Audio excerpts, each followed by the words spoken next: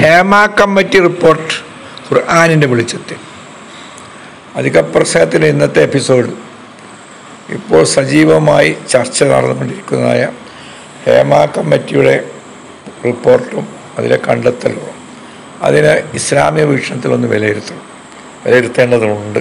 കാരണം ലൈംഗികമായ ആരോപണങ്ങൾ അത് വളരെ ഗൗരവതരമായൊരു സംഗതിയാണ്. ആർക്കെതിരെ ഉന്നയിക്കുന്നു എന്നതല്ല, ആർക്കെതിരെ ആയാലും. ഇപ്പോൾ ഉന്നയിക്കപ്പെടുന്നത് വളരെ വർഷങ്ങൾക്ക് മുമ്പ് നടന്ന പീഡനങ്ങളുടെ കാര്യമാണെങ്കിൽ പോലും ആരോപണം ഉന്നയിക്കുന്നവരെ പോലെ തന്നെ ആർക്കെതിരാണോ ആരോപണം ഉന്നയിക്കുന്നത് അവർക്ക് ഭാര്യമാരും കുട്ടികളും എല്ലാം ഉണ്ടാകാനുള്ള ധാരാളം സാധ്യത ഉണ്ട് എന്നതാണ് വസ്തുത. അപ്പോൾ അത് ആ കുടുംബത്തെ എത്രത്തോളം വിഷമിപ്പിക്കുമെന്ന് പറയേണ്ടതില്ല. എൻ്റെ ഭർത്താവിന് നേരത്തെ ഇത്തരത്തിലുള്ളതായ അവിഹിത ബന്ധമുണ്ടായിരുന്നു. അപ്പോൾ ഒന്ന് മാത്രമായി കൊള്ളണമെന്നില്ല, പല സ്ത്രീകളുമായും അയാൾക്ക് ബന്ധമുണ്ടാവാം. അയാൾ സിനിമാ രംഗത്ത് പ്രവർത്തിക്കുന്ന ആളാണ്. സിനിമയിലെ പെൺകുട്ടികളെ റിക്രൂട്ട് ചെയ്യണമെങ്കിൽ അതിനവർ കിടപ്പറ പങ്കിടണം എന്നും ഇത്യാദി വളരെ ഗൗരവതരമായ ആരോപണങ്ങളായി ഉന്നയിക്കുന്നത്. അപ്പോൾ ഈ വക കാര്യങ്ങളൊക്കെ അത്രയും ലാഘവത്തോടുകൂടി കാണാൻ പറ്റുന്നൊരു കാര്യമല്ല. വിശുദ്ധ ഖുർആൻ ഈ വിഷയം കൈകാര്യം ചെയ്യുന്നുണ്ട്. ഹേമ കമ്മിറ്റിയുടെ റിപ്പോർട്ട് കൈകാര്യം ചെയ്യുന്നുണ്ട് എന്നല്ല പറയുന്നത്.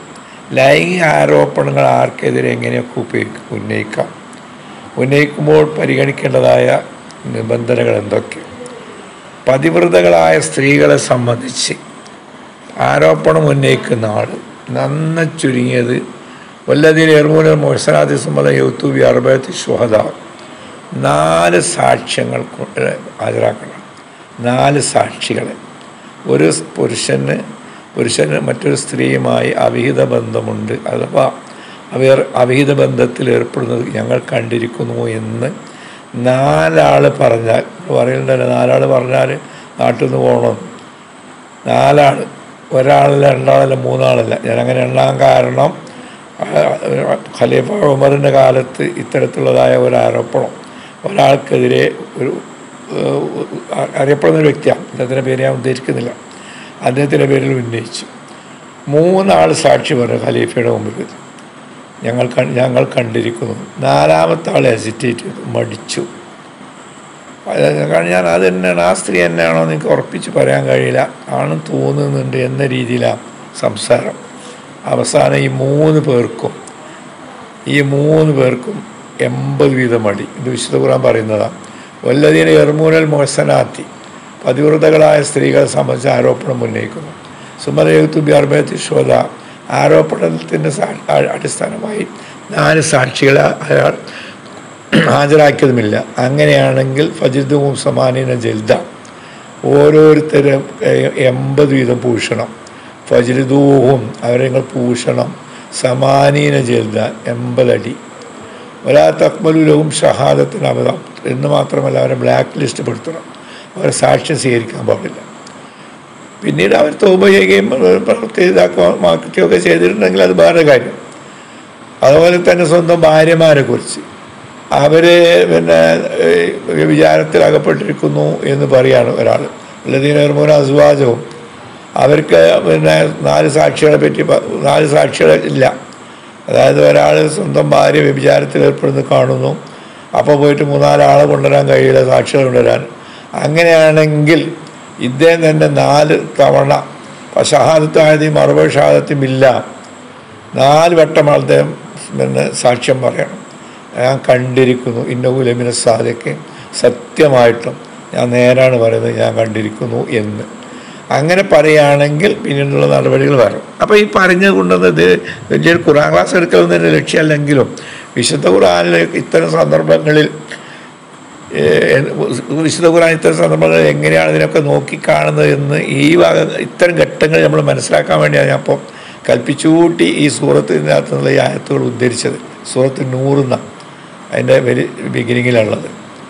അപ്പോൾ ഈ എന്നെ പീഡിപ്പിച്ചിരിക്കുന്നു എന്നൊരു പെണ്ണ് വിളിച്ച് പറയാം, 10 കൊല്ലം മുമ്പ് അല്ലെങ്കിൽ 15 കൊല്ലം മുമ്പ് ഞാൻ സിനിമയിലേക്ക് വരുമ്പോൾ സിനിമയിലേക്ക് എനിക്ക് ചാൻസ് നൽകണമെങ്കിൽ കിടപ്പറ പങ്കിടേണ്ടി വരും, അല്ലെങ്കിൽ അത് ചെയ്യേണ്ടി വരും, ഇത് ചെയ്യേണ്ടി വരും എന്നൊക്കെ പറയുമ്പോൾ അങ്ങ് പറഞ്ഞു പോകാവുന്നതല്ല. സാക്ഷികൾ വേണം. അങ്ങനെ പറഞ്ഞിരിക്കും 4 സാക്ഷികൾ.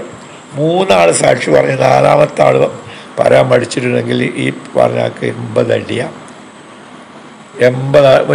3 ആൾക്കും 80 വീതം അടി കിട്ടും. ആരോപ്പം ഉന്നയിച്ച ആൾക്കും കിട്ടും, 3 ആൾക്കും കിട്ടും.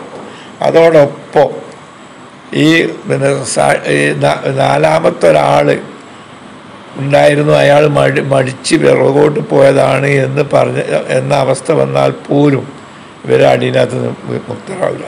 അപ്പോൾ ഇത് ഈ ഒരു സംഗതി അപ്പോൾ എന്താ പറയുന്നത് വെച്ചാൽ, ഇത്തരം കാര്യങ്ങൾ വളരെ ലാഘവത്തോടുകൂടി കാണേണ്ടതല്ല.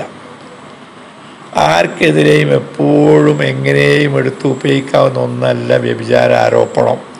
ഇപ്പോൾ നമ്മളിവിടെ ചർച്ച ചെയ്യുമ്പോൾ അങ്ങനെ പീഡിപ്പിച്ചു എന്നുള്ള വാക്ക്, പീഡിപ്പിച്ചു എന്നുള്ള വാക്കിൻ്റെ അർത്ഥവ്യാപ്തി നിങ്ങൾ വേറെ ചർച്ച ചെയ്യേണ്ടതാണ്.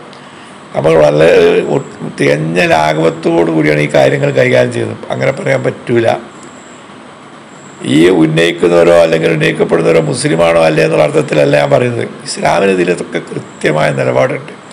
ഏത് വിഷയത്തിലും ഇസ്ലാം വിശുദ്ധ ഖുർആൻ ആ വിഷയം കൈകാര്യം ചെയ്യാതെ പോകുന്നില്ല. നിങ്ങൾ ഏതെങ്കിലും ഒരു, ഞാൻ അന്നേരൊക്കെ വെല്ലുവിളിച്ചിരുന്നു, ഇസ്ലാം ഖുർആനിൽ ഇല്ലാത്തതായൊരു കാര്യം നിങ്ങൾക്കിന്ന് പറയാൻ കഴിയില്ല. എല്ലാ കാര്യങ്ങളും ഇതാണ് ഖുർആൻ എല്ലാത്തിനും പരിഹാരമാണെന്നും എല്ലാത്തിനും പരിഹാരം നിർദ്ദേശിക്കുന്നുണ്ടെന്നും പറയാൻ കാരണം ഇരിക്കട്ടെ, ആ ഭാഗം ഞാൻ വല്ല വിശദീകരിക്കുന്നില്ല.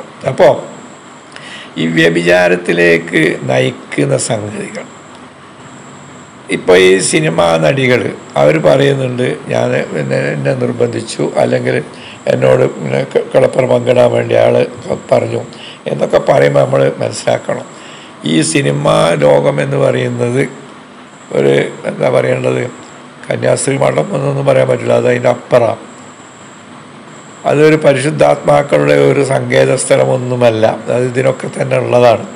അതെല്ലാവർക്കും അറിയുന്ന ഒരു സിനിമാ നടി എത്ര വാദിവൃത്യം പ്രസംഗിച്ചാലും നമ്മൾ അവസാനം നമുക്കറിയാം ആ വാദിവൃത്യത്തിനൊക്കെ അർത്ഥം എന്താണെന്നുള്ളത്. ആര് തന്നെ സ്വന്തം മരുമകളായിട്ടൊരു സിനിമാ നടിനെ കെട്ടിക്കൊണ്ടുവരാൻ ആരോടും പറയാറുമില്ല. അങ്ങനെ തന്നെ അയിഞ്ഞാട്ടക്കാരികളായ കുറേ പെണ്ണുങ്ങളുണ്ട്. അതിനകത്ത് നിന്ന് ഒന്നിനെ അക്കൂട്ടത്തിൽ നമ്മൾ അത് അങ്ങനെ സയ്യിദ് അബുൽ അല മൗദൂദിയോട് ഒരാളിത് സംബന്ധമായി ചോദിച്ചപ്പോൾ, നീ അശുദ്ധമാക്കിയ സ്ത്രീകളെ നീ തന്നെ കെട്ടാൻ നല്ലത്, വേറെ പുറമെന്ന് ഈ പെണ്ണിട്ടോ പാടില്ല എന്ന് മൗദൂദിന് മറുപടി പറഞ്ഞു.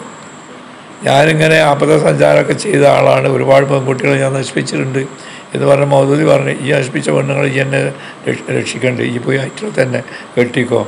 അതാണ് ഖുർആൻ പറയുന്നത്, അസാനിലായെങ്കില്ല അസാനിയത്തന്നെ മുശ്രിക്കത്തൻ. വ്യഭിചരിച്ചുകൊണ്ട് നടക്കുന്ന ആൾ വ്യഭിചാരിണിയായ ഒരു പെണ്ണിനെ കെട്ടുള്ളൂ, അല്ലാത്തതിനോ കെട്ടാൻ പറ്റില്ല. അപ്പം വല്ലാതെ ഇറങ്ങിപ്പിക്കാനും പറ്റില്ല. അപ്പോൾ നിങ്ങൾക്ക് മടുക്കും. അല്ലാതെ തന്നെ നമ്മൾ ഇതിനകത്ത് നിങ്ങൾ ഷെയർ ചെയ്യാനോ പിന്നെ ലൈക്ക് ചെയ്യാനൊന്നും ഞാൻ ആവശ്യപ്പെടാത്തത് നിങ്ങളത് ചെയ്യുന്നില്ല. അതുകൊണ്ട് നമ്മളെ പങ്ക്തി ശുഷ്കിച്ച് ഇങ്ങനെ പോരുക. ഈ പങ്ക്തി എൻ്റെ വരുമാന മാർഗമല്ല എന്ന് ഞാൻ പലപ്പോഴും പറഞ്ഞിട്ടുണ്ട്. അപ്പോൾ അതാത് അവസരങ്ങളിൽ ഒരു വിഷയമുണ്ടാകുമ്പോൾ അതിൽ ഇസ്ലാമിൻ്റെ കാഴ്ചപ്പാട് എന്താണ് എന്നതിലേക്കുള്ള ഒരു സൂചന മാത്രമാണ് ഇത്. നമ്മൾ പറയുന്നില്ല അറബിയിൽ, അത് ആക്കിൽ യക്ഫീഹിൽ ഇഷാറ, ബുദ്ധിയുള്ളവന് വെറും ഒരു സൂചന മതി, ബാക്കിയുള്ളതൊക്കെ അവിടെ മനസ്സിലാക്കിക്കൊള്ളും. അപ്പോൾ നമുക്ക് ഈ പങ്ക്തി നിലനിർത്തേണ്ടതുണ്ടെങ്കിൽ നിങ്ങളൊന്ന് ഷെയർ ചെയ്യും ലൈക്ക് ചെയ്യുകയൊക്കെ വേണം എന്ന് ഞാൻ അതിൻ്റെ ഇടയിൽ പറയാം. ശരി.